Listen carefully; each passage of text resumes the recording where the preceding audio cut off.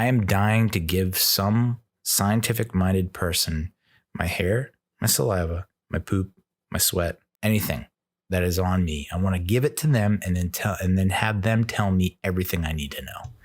And I don't think that exists. Like I was, January is always a big time to diet fads and all that jazz. They always have ads for njdiet.com and Princeton Longevity Center. And it's like those hit home in January because it's like I just pushed my body to the freaking limit over the holidays where it was just not sane what I was doing. 2000s, How the Grinch Stole Christmas with Jim Carrey, where he gets invited to Whoville. He goes down and he's like the grandmaster, keymaster, whatever the hell they're calling him. All the townspeople have made their own like puddings and desserts and pastries and baked goods and whatnot. And he has to judge each type of baked good. So like brownies, boom, boom, boom, boom, boom. Like that was me. Just screw it. Why not? Just shove another one in my mouth. Why not? And then January is like it starts to sink in that you did a lot of harm to yourself. And, you avoid the scale over the holidays and then you come back in January and you're like, all right, so I binged a little bit. I mean, how bad could it be? And then I got on the scale one Sunday night. And this was after, was it New Year's weekend or maybe the following weekend? Yeah, it might have been like the wild card weekend, NFL. And I got on the scale like Sunday night. First of all, they say don't ever weigh yourself at night because that's when you're the heaviest. Is because you haven't really digested all your food. You got a day's worth of food in you. The best time to weigh yourself is in the morning. And I was like, nah, come on, how bad could it be? I got on the scale and the scale said, do you really want to know? Are you dying to know right now what you weigh? How much the Earth's gravitational pull is really pulling you down? Do you want to know? And 247. So I think the digital scale might be broken. I don't understand how I could be 230 something like mere days before and then 247. I think I'm always have this like crazy fear that I'm like John Wayne, not in the sense that I'm a racist cowboy. Okay. Pilgrim. In the sense that one fun fact, or it's not fun, I don't think. It might not even be a fact, is that John Wayne died with like 64 pounds of impacted feces in his colon. And so when I see 247, I think to myself, I just probably got a huge blockage somewhere.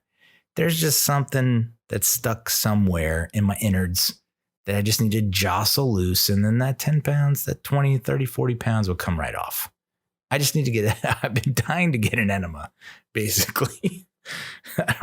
I feel like once it's just something's clogging the tubes because I feel like of course I eat like shit over the holidays, but most days I eat pretty healthy and I'm able to withhold myself. But it's this introduction of the cheat day that has come into my life where you see like The Rock on Instagram eating like 15 pizzas and you're like, oh, The Rock does it on one day, so I can do it for one day. And no, I can't because I don't work out like The Rock during the week. I'm not operating at his level during the week, so I can't. So okay, I can eat as much as him on that Sunday cheat day, but I'm not doing what he's doing during the week. So I need to wrap my head around that and recalibrate. njdiet.com and Princeton Longevity Center. It's like, they're expensive. I looked into the cost and they're pretty expensive, but it's just like, I want to be tested and poked and prodded and just have a full ass report that just says like, don't eat this. And it's like, I already know what not to eat, but now I'm getting to the point where it's like, but I think even the healthy things I eat are not good for me. Like I'm starting to think like I have a handful of almonds every day, but I have most college football recruiters would say, no, Neal, you don't have big hands. And it's like, no, I guess I don't have big hands. I mean, I don't. If I did, I wouldn't be here right now. I'd be Russell Wilson. So when I get a handful, still, you're supposed to fit like a serving of food, whatever you're eating in the palm of your hand. And like, that's it. That's what you eat for that serving or that meal. And it's like, I usually go for a fistful of almonds, which almonds, you're supposed to eat like 2 because they're so friggin' jam packed with calories and energy that you don't need 11,000. So, but not me. I'd grab a fistful, which is probably not great. And that's after I eat lunch. So it's like, maybe if that was my lunch, but this is like my little post lunch snack that makes me feel better about myself. Oh man, what a sad, tragic existence. I don't know where I was going with that, but I want you to know that I'm looking into it, that 247 is unacceptable.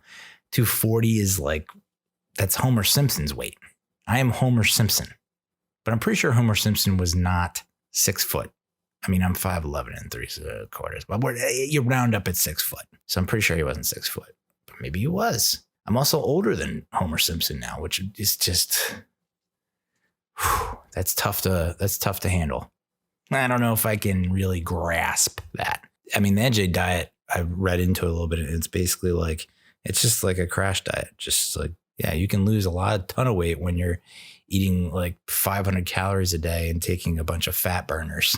So and I've taken fat burners before and it's not good. I almost bit my sister's head off when she was in high school, and I almost grinded my teeth to dust. So I don't know if fat burners are the answer. I don't handle caffeine or any kind of energy that well, because I'm so low energy, but you give me just a taste and it's like, I want all the energy. And it's just like, I feel like I'm operating a higher thetan level, if you will, can see the future. And then you can start to come down off and you're like, wow, I really went off the rails there for a good chunk of time where I thought I was indestructible. Anyway,